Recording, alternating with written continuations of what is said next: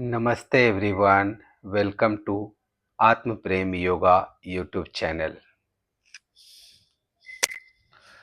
तो आज हम इस वीडियो में सीखेंगे कि दंडासन कैसे करते हैं और दंड आसन के करने का तरीका क्या है एंड दंडासन के फायदे क्या है और दंडासन किन्हें नहीं करना चाहिए।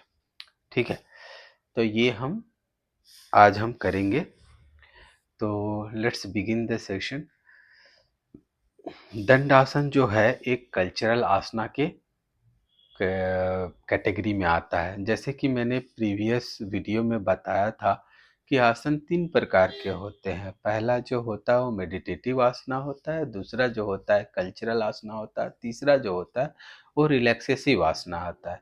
तो दंड आसन जो है वो एक कल्चरल आसना के कैटेगरी में आता है, बिकॉज हम इसको कहीं से सीखे हैं, किसी जीव जंतु पेड़ पौधा से सीखे हैं। तो दंड का मतलब एक्चुअली होता है छड़ी। मतलब छड़ी कैसे बिल्कुल स्ट्रेट रहता है, बिल्कुल उसी तरह से दंड हमारे बॉडी को स्ट्रेट रखने का कोशिश करते हैं इस बॉडी में, इस पर्टिकुलर आसना में। इसको करते कैसे है? सबसे पहले इसको करने के लिए हमें अपने दोनों पैरों को सामने की तरफ कर दिया जाता है इस तरह से। और जब पैर बिल्कुल सीधा हो जाए तो ये जो आपका बिग टो टो एरिया है इसको हल्का सा अपने के तरफ खींच ले, अपने के तरफ पुल कर ले इससे। ठीक है, और जब इस पे आ जाए तो आप अपने हाथों को नीचे के तरफ रखें इस तरह से, और स्पाइन को स्ट्रेट रखें और चिन को पैरेलल टू द ग्राउंड रखें और आंखों को सामने के तरफ गेज बनाए रखें। ठीक है, ये है इसका मेन। ठीक है, कई लोगों का हाथ छोटा होता है और बॉडी का एरिया बड़ा होता है। तो योगा में एक ब्लॉक्स आते हैं, ब्रिक्स आते हैं, फिर उस ब्रिक का यूज करना पड़ता है। मेरे केस में हाथ बड़ा है बॉडी के मुकाबले में, तो ऐसी कोई दिक्कत नहीं है। तो बहुत लोगों का नहीं होता। तो आप ऐसे पोजीशन में आ जाएंगे। आप चाहो तो हाथों को अपने थाई के ऊपर भी रख सकते हैं इस तरह से। अगर हाथें छोटी है तो आप थाई के ऊपर ऐसे रख सकते हो। अदरवाइज मेनली इसको ऐसे रखा जाता है नीचे की तरफ, और फिर इस तरह से रख सकते हैं। हल्का सा शोल्डर को पीछे की तरफ रखेंगे और गेज हमारा फ्रंट में रहेगा। तो ये है दंडासन। और फिर धीरे से आंखों को बंद करके सांसों के ऊपर ध्यान लगाना है।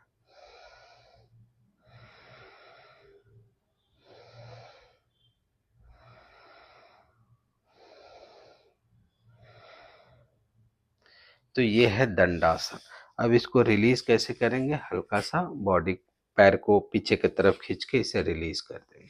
अब इसी आसन को मैं डिफरेंट एंगल से करके दिखाता हूँ ताकि आपका और अच्छे से क्लैरिटी हो पाए कि इस आसन को करा कैसे जाता है। ठीक है, मैंने मैट को घुमा दिया, फिर उसी तरह से दोनों पैरों को सामने की तरफ रख दिए। ठीक है, और टो को हल्का सा अंदर की तरफ, पैर सीधा, spine straight, chin parallel to the ground, eyes front. ठीक है, और फिर पैरों से हाथों से हल्का सा बॉडी को और ज़्यादा स्ट्रेट कर ले, स्पाइन को। और जब स्ट्रेट हो जाए तब शोल्डर को हल्का सा पीछे करके हाथों को थाई के ऊपर रख दे, और अगर आप चश्मा पहनते हैं तो उसे उतार दे। और जब फाइनली सारा कुछ करेक्ट हो जाए फिर धीरे से आंखों को बंद करके सांसों को ऊपर सजग हो जाए।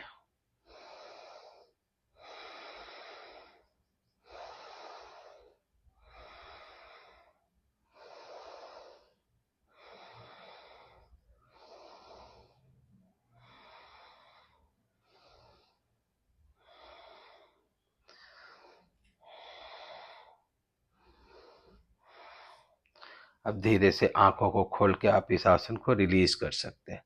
अब इस आसन को हम मेडिटेशन का प्रेपरेटरी आसन भी कहते हैं। क्यों?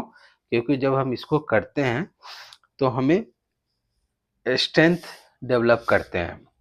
जो हम बेनिफिट्स में डिस्कस करेंगे। तो इसे जस्ट इतना जान लीजिए कि इसे प्रिपरेटरी आसन फॉर मेडिटेशन भी कहा जाता है। ठीक है, ये हो गया। अब इसका बेनिफिट्स के बारे में डिस्कस करते हैं। देखिए, इस आसन को जब हम करते हैं तो हमारा पैर बिल्कुल स्ट्रेट रहता है, स्पाइन बिल्कुल स्ट्रेट रहता है, चिन पैरेलल टू द ग्राउंड रहती है और आंखें बंद का स्थिति में रहता है और सांसों के ऊपर सजग बनाए रहते हैं। तो जब हम पैरों को आगे की तरफ फैलाते हैं तो हमारा जो काफ मसल्स है और थाई में स्ट्रेच आती है। ठीक है, और जब हम ऐसे बैठते हैं तो हमारे पेट के ऊपर भी थोड़ा दबाव बढ़ जाता है, तो जिसके वजह से हमारा डाइजेशन भी बढ़ता है। पैरों को सीधा ऐसे रखने से हमारा काफ मसल्स में स्ट्रेच आता है, हैमस्ट्रिक्स में आता है, थाई में आता है, तो हमारे पैर मजबूत होते हैं। दूसरा, जब हम पेट इस तरह से बैठते हैं तो ब्लड सर्कुलेशन पेट के एरिया में बढ़ जाता है, जिसके वजह से पाचन में सुधार होती है, इम्प्रूव्ड करता है। तीसरा, जब हम स्पाइन को विलिंगली कॉन्शियसली सीधा रखते हैं तो हमारा पोस्चर करेक्शन भी होता है। बहुत सारे लोग ऐसे झुके हुए होते हैं, वो झुकना उनका कम हो जाता है और धीरे धीरे पोस्चर में करेक्शन आता है। चौथा, जब हम आंखों को बंद कर लेते हैं और सांसों के ऊपर ध्यान लगाते हैं तो हमें सुख की अनुभूति होती है, शांति महसूस होता है। तो साइकोलॉजिकली ये स्ट्रेस हो गया, एंग्जाइटी हो गया, उसको भी काम डाउन करता है। बट इस आसन को हम ज़्यादा लंबे समय तक नहीं बैठ पाते क्योंकि ये पोस्चर ही ऐसा है। ठीक है, लेकिन जितना देर भी बैठते हैं उतने देर में आप इन सारी बेनिफिट्स को धीरे धीरे इम्प्रूव कर सकते हो। ठीक है, तो ये इसके फायदे हुए। अब किनको नहीं करना है ये आसन? जिनका डिस्क में कोई प्रॉब्लम है, ठीक है, स्पाइन में कुछ प्रॉब्लम है, उनको ये आसन नहीं करना चाहिए। बाकी सारे लोग कर सकते हैं। जो इनफैक्ट कोई लोग अगर घुटने को सीधा नहीं कर सकते उन्हें भी ये आसन नहीं करना चाहिए। बाकी सारे लोग इस आसन को कर सकते हैं और इसके फायदे अपने जीवन में उतार सकते हैं। तो बेसिकली इस वीडियो में हमने ये डिस्कस करा कि दंडासन करते कैसे हैं, दंडासन के बेनिफिट्स क्या हैं और दंडासन किन्हें नहीं करना चाहिए। I hope I could add some value in your life through this asana, and expect that you will practice this asana and improve your quality of life. Thank you so much. Namaste. Keep coming in our channel. Thank you so much. Take care.